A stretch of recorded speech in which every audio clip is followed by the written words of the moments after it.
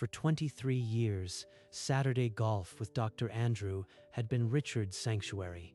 But on this morning, his news would turn the fairway into a confessional. Andrew, I am going to be a grandfather. Twins. Brian and Ashley told us at Easter. 11 weeks along, and she's under your care at Riverside. Dr. Andrew froze mid-swing. The club hung in the air, and his face drained of all color. He didn't speak. Andrew? You look like you've seen a ghost. What's wrong? Nothing. Let's just finish the hole. I need to clear my head. They finished the round in heavy silence. Later that afternoon, as Richard sat in his car, his phone buzzed. The caller ID said Andrew. Richard, I am bound by confidentiality, but you need to ask Ashley a very specific question.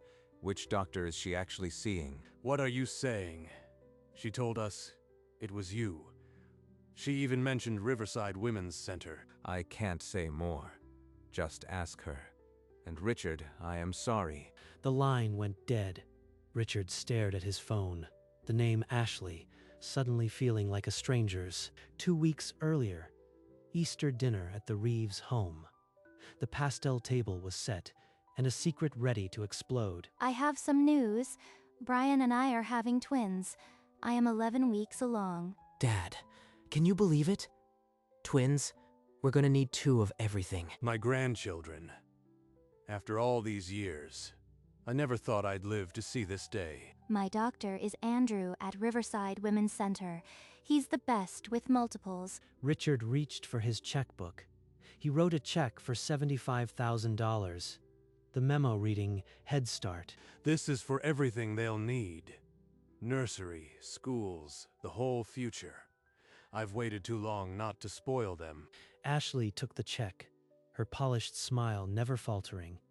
But a flicker of something cold passed behind her eyes. Thank you, Dad. You don't know how much this means to us, to all of us. Richard basked in the moment, unaware that the name Andrew was a grenade with the pin already pulled. In the days after Easter, Richard's joy spilled into every phone call. He told anyone who would listen. Twins. Can you imagine? A boy and a girl. I just know it. Finally, a Reeves grandchild. He filled his study with nursery catalogs, circling cribs and mobiles with a trembling hand. Look at this ultrasound, Dad. The technician said they're perfectly healthy. We're just waiting for the next one.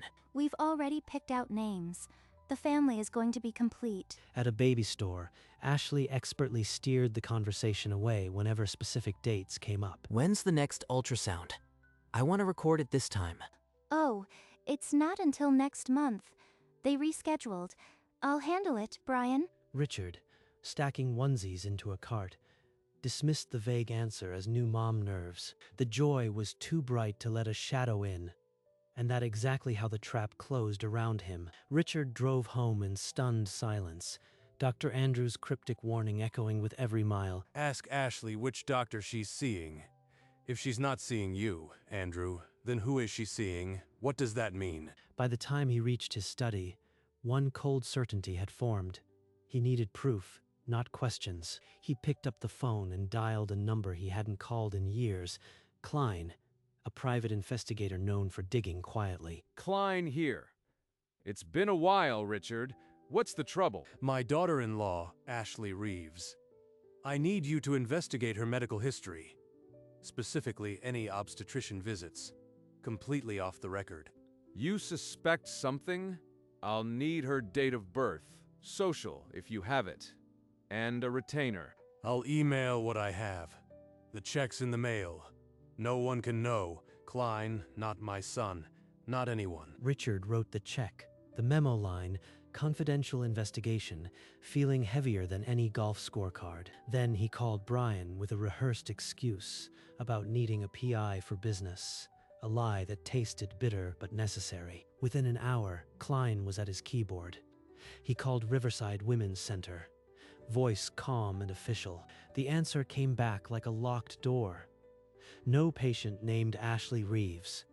No prenatal appointments. No record at all. He turned to her browser history. The trail was damning.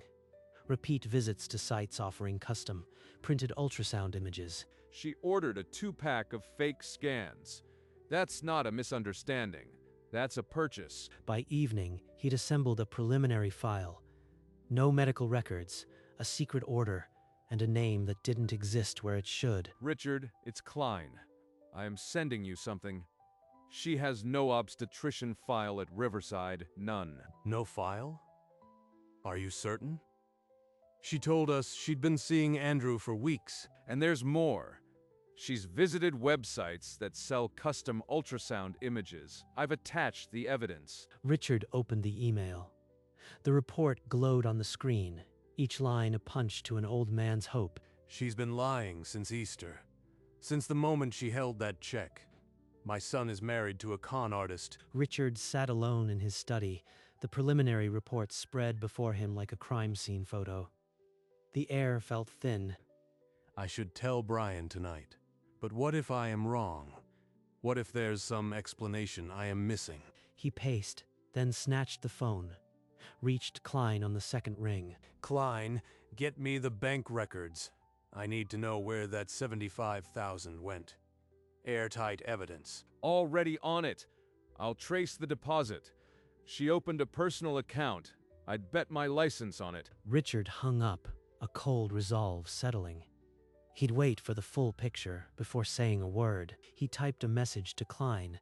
Get me everything. No gaps. The truth was close. But until it was undeniable, he couldn't risk Brian's trust on a maybe. If I tell Brian now, and the proof isn't solid, I lose my son, as well as the grandchildren I already lost. So he waited.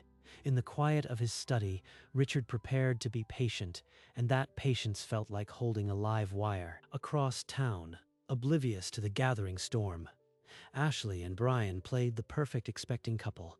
Look at them, Brian. The new ultrasound just came in. Dr. Andrews says they're perfect. I have to call Dad. He's going to lose his mind all over again. Dad, we got another ultrasound. The doctor says everything's right on track. 2 little heartbeats. That's wonderful, son.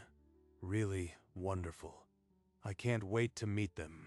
Richard's voice was steady, but the pause before wonderful lasted a beat too long, and Ashley caught it. Did your dad seem off to you? He sounded almost rehearsed, like he was holding something back. He's just emotional. Ash, it's been a long wait for him. You know how much he wanted this. But Ashley didn't stop watching. For the first time, she saw a door she might need to lock before it opened. I am sure everything's fine. Let's just focus on the babies. The next morning, as they passed Riverside Women's Center, Ashley made an innocent-sounding suggestion. Let's schedule a tour, Brian. It'll make everything feel more real for both of us. Great idea. I'll call Dad. He'd want to see where his grandbabies will be born. A tour? Tomorrow morning? Sure, I'll be there. Richard hung up, his hand shaking. He called Klein immediately. Klein, they're touring Riverside tomorrow. Ashley will be exposed, and I am not ready. Calm down. Don't block it. That'll make her run. I need 1 more day to lock down the bank trail. 1 more day. And if he fails, I watch my son's heart break in that waiting room. I'll have the full deposit record by midnight. You confront her on your terms, not hers. Richard nodded, though Klein couldn't see it. The clock was now a countdown. At midnight, a car idled outside Richard's house. Klein handed him a manila folder, wordless. Bank records, IP log, the fake ultrasound order. Every piece is there. She can't lie her way out anymore. Richard opened the file. The cover page read subject, Ashley Reeves, summary of findings. He turned to the bank statement. A single deposit glared from the page, $75,000, deposited the day after Easter. The next page, a confirmation from a site selling custom prenatal imaging, paid from her laptop. Airtight. She opened that account the moment the ink dried on my check. He closed the folder and made a decision. The confrontation wouldn't be public. He'd give her 1 chance to come clean. He typed a message to Ashley. Please join me for lunch. I insist. The reply came quickly. Of course. Where? Richard smiled without warmth. Friday. 2 days away. Until then, he would carry the truth alone and let Ashley believe she was still winning. Brian, your dad's been acting strange. He questions me about every appointment, every date. I think he doesn't believe me. Believe you? About what? You are carrying our twins. What is there to question? He asked about my doctor again. He looked at me like I was hiding something. It's like he's trying to catch me in a lie. I'll settle this. He can't treat you like that. I am going over there right now. Dad, we need to talk. I am coming over. Brian, what's this about? All right, come. Ashley says you've been interrogating her. You've made her feel like a fraud. Is that true? I never meant to upset her. I've just been distracted. Work stress. I am thrilled about the babies. You have to believe that. Work stress? Don't lie. If you can't support my family, then stay away until you can. The door slammed, and Richard stood frozen. The weight of a lie he couldn't yet tell crushing the air from his lungs. Richard sat in the silent study, staring at the manila folder. His thumb hovered over Ashley's contact, ready to cancel the lunch. If I backed down, Brian might forgive me, but the lie would stay buried forever. Instead, he dialed Dr. Andrew. The phone rang twice before the familiar voice answered. Richard, it's late. What's happened? Brian hates me, Andrew. Ashley convinced him I am the villain. I am about to shatter his world with proof he won't want to see. I am bound by rules. You know that. But if there is a truth that will protect your son, it must come out, even if it costs you. The words hung in the air. No medical detail, no broken oath, just a friend's hard, clean logic. Then I go through with it. Friday. I lay it all out. Thank you, Andrew. Richard set the phone down. The heavy quiet of the study had turned resolute. I'd rather have my son hate me for a season than live blind forever. The next day, Ashley's name flashed on Richard's phone. She sounded emboldened by Brian's loyalty. Richard, the babies need more. A bigger house. I was thinking another 50,000 would secure their future. Of course, Ashley. Anything for my grandchildren. Let's discuss it further. As she spoke, Richard pressed record. His phone captured every syllable of her greed. That evening, Klein called. His voice was heavier than usual. I dug deeper. She pulled a similar scam 5 years ago. Fake pregnancy. 18 grand from an ex. Sealed juvenile record. Richard's grip tightened on the phone. Ashley wasn't a desperate woman. She was a predator with a pattern. She's done this before. My son isn't her first victim. Klein sent the files.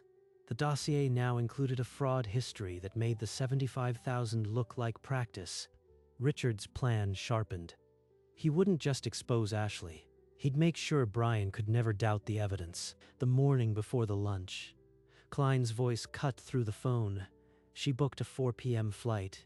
Cash. No return ticket. She liquidated a mutual fund yesterday. I am sending coordinates.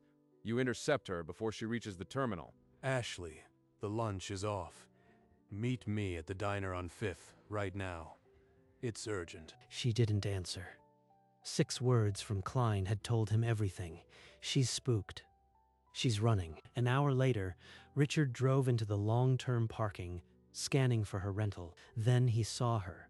Ashley was pulling a roller bag toward the terminal entrance, head down. Going somewhere, Ashley, without telling Brian? Richard, I needed a break. The stress of the babies. With a burner phone and a one-way ticket. Don't. The game is over. Klein appeared behind her, blocking the other exit. Ashley's escape route slammed shut. Richard nodded toward an empty airport cafe. No more running. He pulled out a chair for her. He slid the manila envelope across the table. Her name was on the cover. What is this? You can't just corner me like this. She opened the flap. The bank statement, the fake ultrasound order, the flight booking, all laid bare. Number, this is a mistake. I can explain. It's not what it looks like. He recorded our phone call. Listen. Her own voice filled the air. Another 50,000. Ashley's face fell. You have 30 days to return every cent. And tonight, you tell Brian yourself. Or I file charges. She sobbed and nodded. Richard watched her cancel the flight on her laptop. Then he stood. I am driving you home. Brian will hear the truth from your mouth tonight. Brian walked in and found Ashley slumped on the sofa, crying. She wouldn't look at him. Brian, I have to tell you something, and you are going to hate me. What's wrong? Is it the babies? Just tell me. There are no babies. I faked the pregnancy. I took your money and planned to run. Brian's face went blank. The words landed like a physical blow. You. What? All of this was a lie? The names, the appointments, your own family? All the proof you need, son. She's done it before. Brian opened it. He didn't yell. He just pointed at the door. Get out. Now. Ashley grabbed a bag and left without a word. The door closed with terrible finality. Brian sat at the kitchen table, staring where she used to sit. Richard stood behind him, aching. That night, Richard took Brian to a quiet bar, away from the empty house. Over 2 beers, he started at the beginning. I heard a pause in Andrew's voice on the golf course. That single second told me everything. You hired a PI. You went through all that alone. Because you were afraid I'd choose her. Brian's hand tightened around his glass. His eyes glistened, but his voice was steady. The next morning, Richard's lawyer drafted an affidavit of fraud. The freeze on Ashley's account was immediate. In a sterile law office, Brian signed the annulment papers. The marriage was dissolved as though it had never existed. He set his wedding ring on the desk, stared at it, then turned away without a word. That evening, they shared a pizza on the back porch. Brian cracked a joke, and Richard laughed. A real laugh. Thanks, Dad, for not giving up. Even when I was a fool. Richard didn't answer. He just clinked his iced tea against his son's. The healing had begun. 1 month later, the weight slowly lifted. Brian moved back, and the silence between them became comfortable. You know, Dad, I almost lost you because of her. That's what I can't forget. You didn't lose me, and you never will.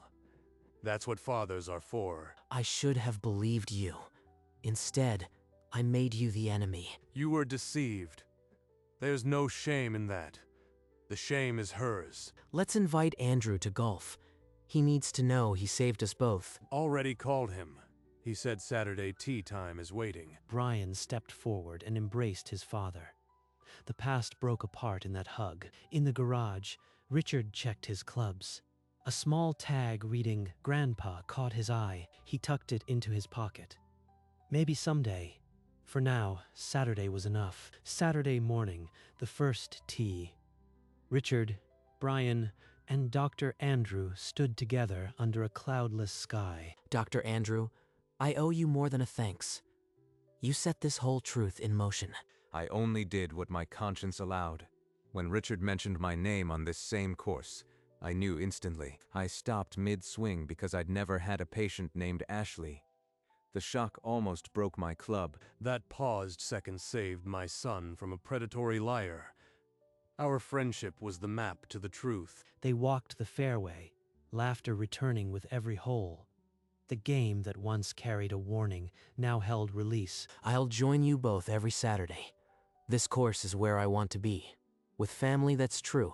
On the 18th green, they shook hands.